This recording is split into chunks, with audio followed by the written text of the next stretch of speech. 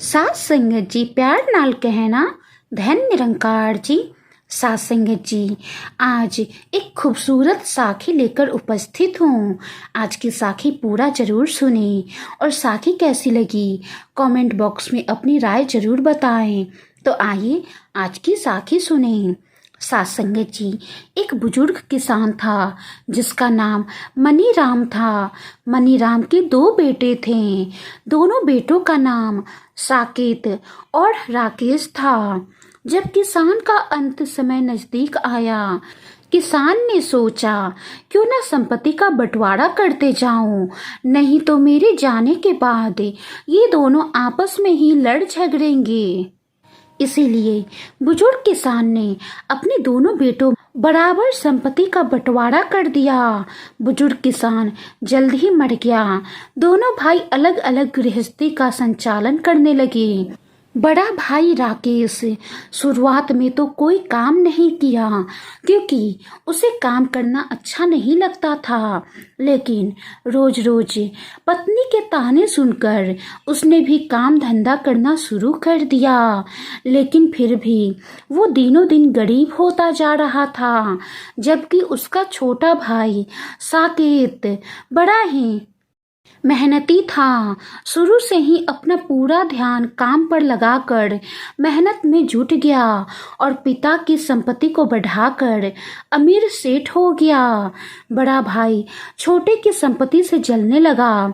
उसे संदेह होने लगा कि पिताजी ने छोटे को जरूर मुझसे छुपाकर कोई धन दिया है। अब बड़ा भाई राकेश अक्सर गांव के लोगों के सामने छोटे भाई साकेत की बुराई करने लगा।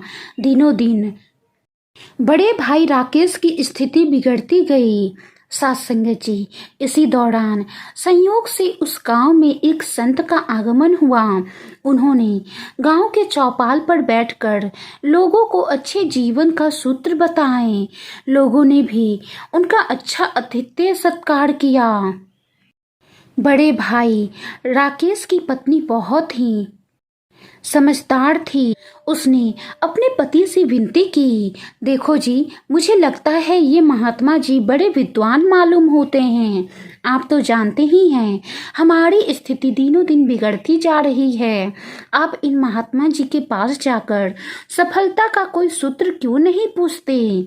सात संगत जी, पहले तो राकेश ने बहुत ही मना किया, लेकिन राकेश की पत्नी बार बार विनती करने लगी तो राकेश ने भी महात्मा जी के पास जाने का निश्चय किया।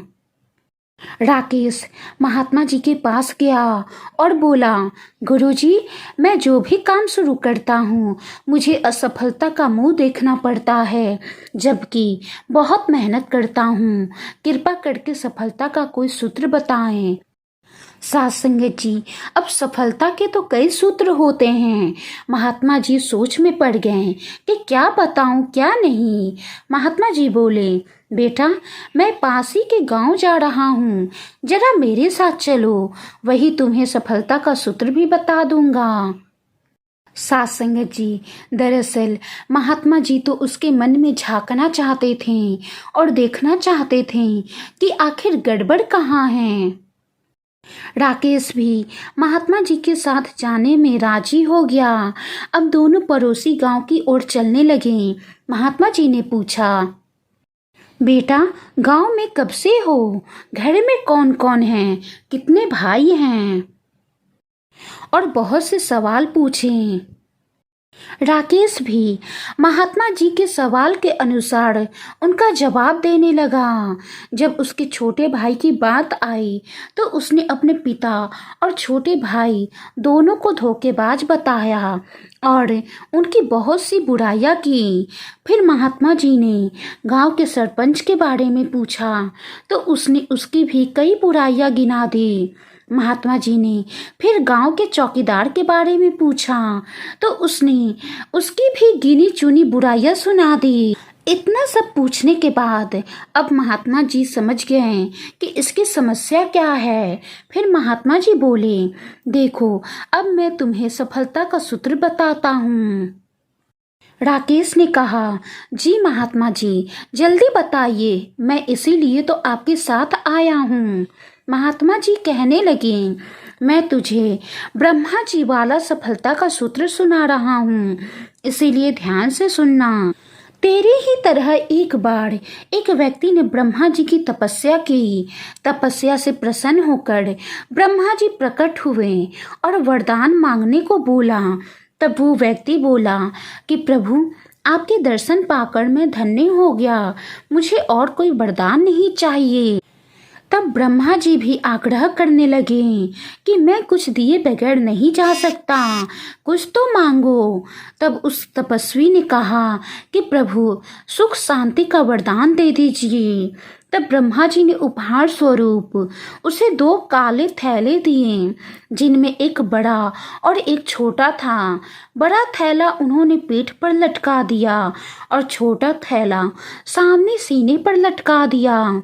उस व्यक्ति ने इन दोनों थैलों का रहस्य और उपयोग पूछा तो ब्रह्मा जी बोले, ये दोनों बुराइयों के थैले हैं। बड़ा थैला संसार की बुराइयों का है और छोटा थैला स्वयं की बुराइयों का है।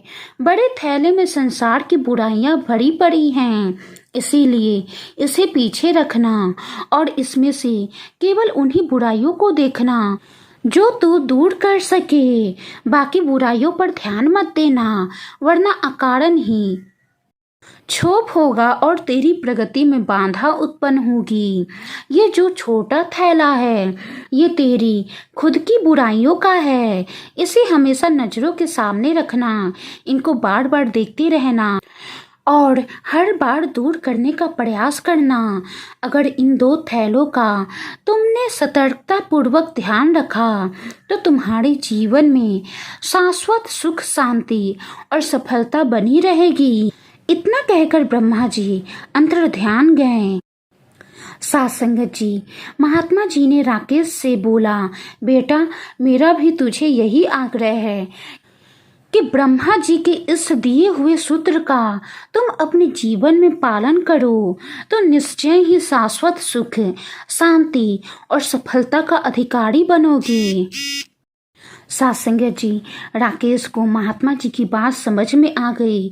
उसने उसी के अनुसार अपना जीवन शुरू कर दिया। कुछ ही दिनों में उसे अच्छे परिणाम मिले और उसका जीवन सुख, शांति और सफलता से व्यतीत होने लगा।